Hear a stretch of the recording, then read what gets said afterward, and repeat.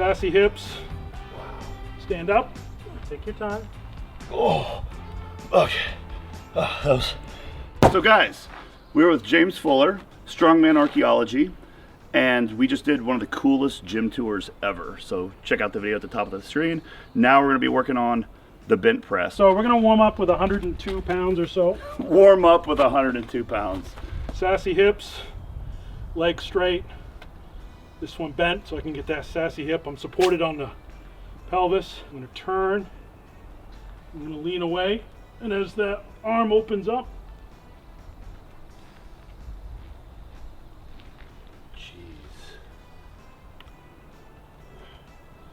I'm totally supported on the other side.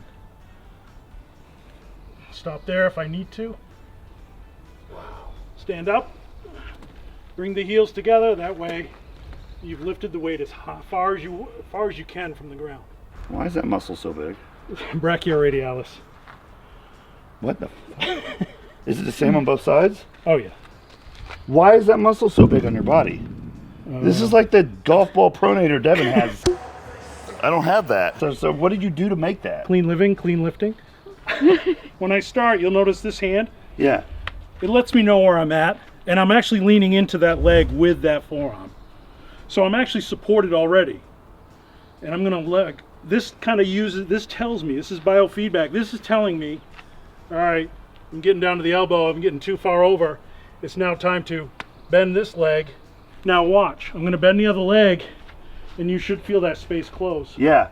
So I've got his hand caught there. Yeah, it's stuck. He had it pinched. So the bent press is not really a press. You're just shifting from one support to the other support. Dude, are you sure 100 pounds to warm up with?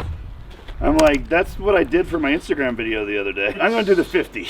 He just did the 100, didn't he? Well, it has to be heavy enough to force you into position. When you're ready, start leaning away. Leaning away. You squat down and lean on that leg. There you go. Now, I saw you do a little thing where you kind of caught yourself and you stopped. Yeah. A little bit here. What was that? That? Yeah. Okay, so you're just kind of moving your elbow. If I need a breath. Oh. If the weight's heavy, I'm really tired, or if I really, sometimes you lose it. It's going to be hard. See, I just want to do that. Yes, you do. Because the weight's not heavy enough. Plates are different from dumbbells, are different from Yes. kettlebells. Wow. Look at that.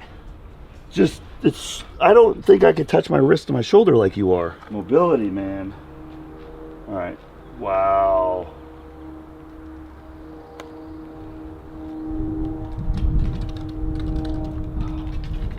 Beautiful. What a cool lift. Okay, yeah. Ooh. It's all right. Even there, man. Like that stretch right there in the elbow, I'm gonna have to warm that up a bit because that angle, like the plate is closing it. A different implement? Well, a lighter one. Yeah, we're gonna have to go down and wait for me. Sorry, guys. Only you would have a 75-pound plate. Okay. And one we haven't looked at yet. Yeah, what is this one? York double face. The York double face 75. Well, oh, you're not touching your body. No. Okay. It's resting here. Okay. Well, how do you keep it from slipping on your hand? Balance, coordination. So I'm going to use this as my guide. I'm already pushing into that. Yeah. I'm going to turn. See, look at that hip. See that hip going Yeah. towards the truck? Yeah. Because I'm leaning away from the weight. And now it's time to bend the leg so I can get that support on the other side of my torso.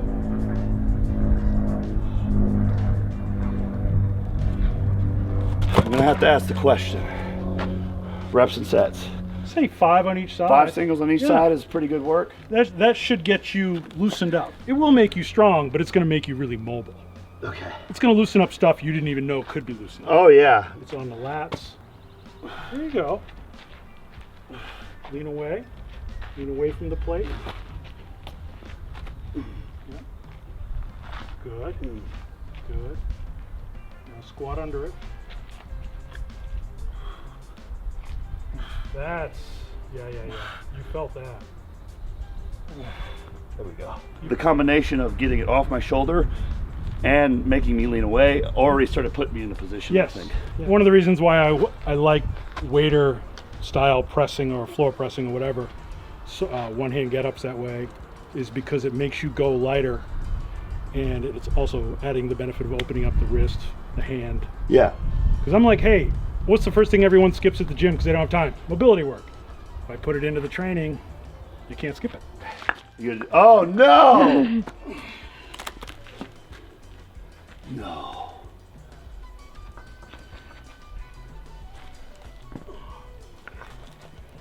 I mean, I couldn't even do it with the scale weight, let alone balancing a rock on top. If you had to pick one mobility exercise to help you with the bent press, if you're a complete beginner, what would you recommend? Unfortunately, the kneeling bent press. If you warm up with 2 or 3 of these, your bent presses are like greased lightning, dude. You start high, you're gonna turn. See what this is doing? I'm gonna walk my hand over so I can rotate and get under the plate. That's the first time I've heard his voice strain today. So if I don't do that, Yeah. if I don't walk this hand over, see how much the plate is moving because I took my eyes off it? That's Yeah. why always keep your eyes on the plate. So walking the hand over, if I don't do that, and I'm gonna get stuck. But if I walk the hand over, it pulls me around. It gets me rotated so I can get under the plate. This is from Lucien Silvator. Yeah? That's Yeah. He's the one. I did the kneeling one. I came up, the seated one. He came up with the kneeling variation. Am I up hips extended here to start with?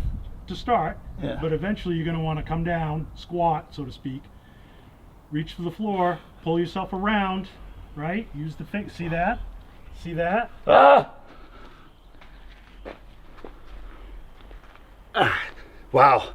Well, I didn't do it at all. These plates are, dude. I mean, there's no lip, there's no spoke, there's no hub, it's a 50-pound pancake. It's a dumbbell. Oh, thank God. It's like if you're so thirsty, bath water will taste good. Let it rest on your lap. Get the free hand touching the towel, right? Lean over. Okay. I just want to press it up. Yeah, it's too My light. body will not let me do anything but this. Right. So it goes against all the rules about don't lift too heavy. The bent press and its accessories seem to be more successful when you go quote unquote too heavy. Okay, so we're gonna go back to standing. Okay. Yeah, because that is worse. You're right. So why did you start doing this lift? I thought it was interesting. I was trying to figure out why it was so popular back in the day. It's how old-time strongmen made their money. This was the bread and butter lift. Nobody asked how much do you bench press. It was how much do you bent press. I'm a flexible guy. You're a flexible guy, and it's beating me up. Oh yeah. And I'm like, well, wait a minute. How can this be that hard? Okay, when you're ready, bend away from the weight. Just let the weight stay behind, so to speak. Yeah, when you're ready, you start bending both legs. Look at you get right onto that and get that support. Look at that, ladies and gents. Well done. Is that better? That's much better. It's still only 75. I gotta do the 100 before this video ends. If I really try to do this, go that way, I think it helps. Yes, if you go too far, you get so committed, now this starts happening. Yeah. You've got no base of support. If you look how little this moves horizontally,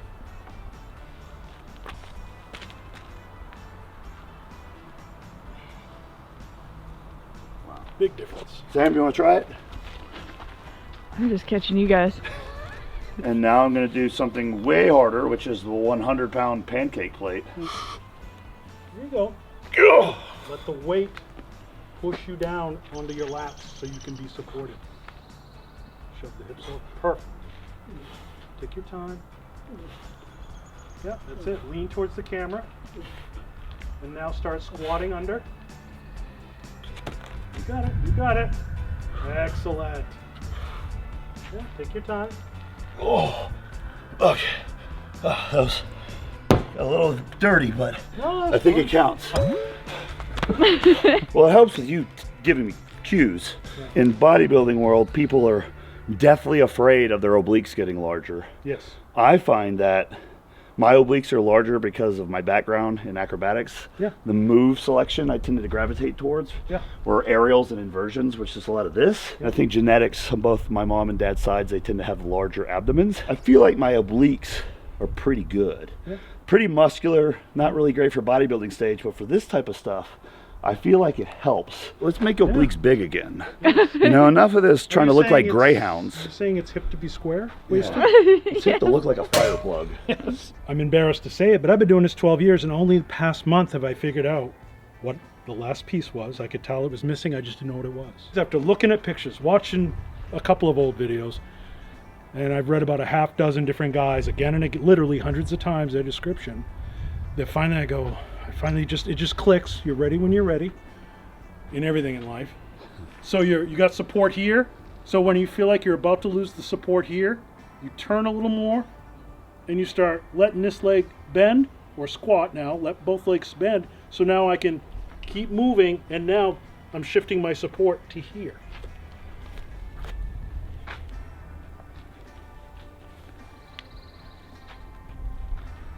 Wow. For lower back and back stuff, this is going to help a lot, because I think most people are missing this in a lot of back problems they have, because I have an experience where I did acrobatics my whole life, and I did it. It's just violent twisting. Never had any back problems forever. When I got in the bodybuilding phase, that stuff started to phase out, and then I was actually lowering my volume of squat and deadlift as well. So it's just like bodybuilding training, and I started having back problems all last year. When I introduced twisting stretches and some of that back in, fixed it in 2 weeks. So every day I don't work something, it's getting weaker. Okay. Yeah. Ah. Get rotated around. Okay. Now lean away from the weight. Now squat to get that support. Nice. Oh, God. The dumbbells.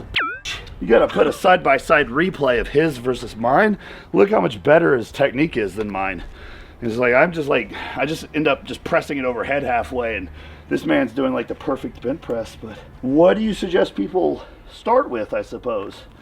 I would use a dumbbell, just a regular dumbbell. We're talking about like a dumbbell, a plate, a barbell. Like, what's it like bench pressing a yoke, James?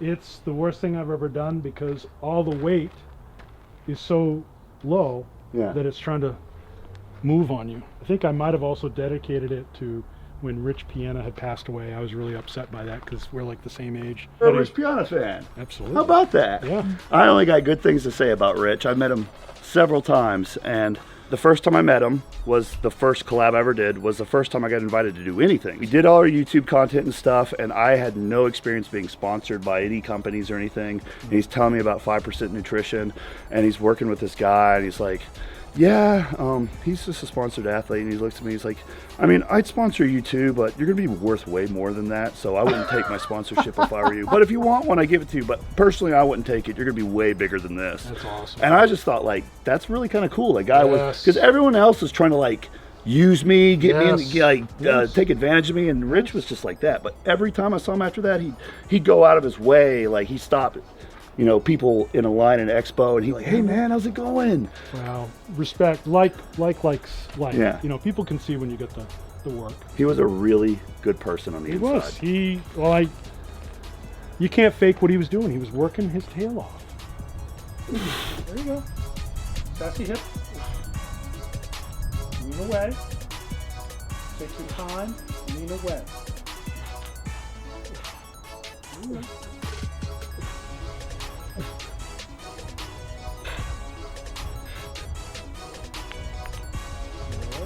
Yeah.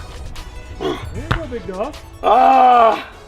Well, I know I'm still cheating the pressing at the top, but yeah. Well, mentally, you've improved like 200%. Physically, you've definitely improved. You've definitely given me some help today. That's But sure. Yeah, you understand it though. It's just support. Yeah. Now switch from that support to that support. I think the other thing that's really good about these type of lifts, and I've been doing this with the back squat lately, which is nowhere near this in terms of technicality, in my opinion. But a lot of people, they don't do those lifts because they're too complex. So they're like, hey, I'm just trying to build muscle. I'm just going to get on machines, wasting my time with squat. Like, okay, but for the same reason you're avoiding it is the same reason some people should probably do it, because if I can't do it, it gives me a bunch of clues like this is a problem, this is a problem, this is a problem. If I reverse engineer the movement like this, and this is a problem, you don't think this elbow is not affecting me in other areas, so then you can work backwards from that. And I think that's what's really cool about a lot of complex lifts like this. Yeah, that's why with people that I work with, I try to solve everything. I try to never use isolation. Regular mom and pop, I try to give them something that fixes the problem, but also uses as much of their body as possible. Let's encourage and empower people. Let's give them something that makes them feel more useful. Yeah. You know? Well, I feel more useful doing this. If you like this video, check out the podcast that is also coming up. Certainly. Bookmark this video so anytime you want to attack this lift, you got something to touch back to, because there's probably a lot of things that you're going to be coming back to figure, oh yeah, he did say that, I forgot about it, because I'm going to use this as reference for when I'm training it myself. I'm going to go back to it. Yeah. Yeah, you're going to go back to it. Thank you, James. Thank you.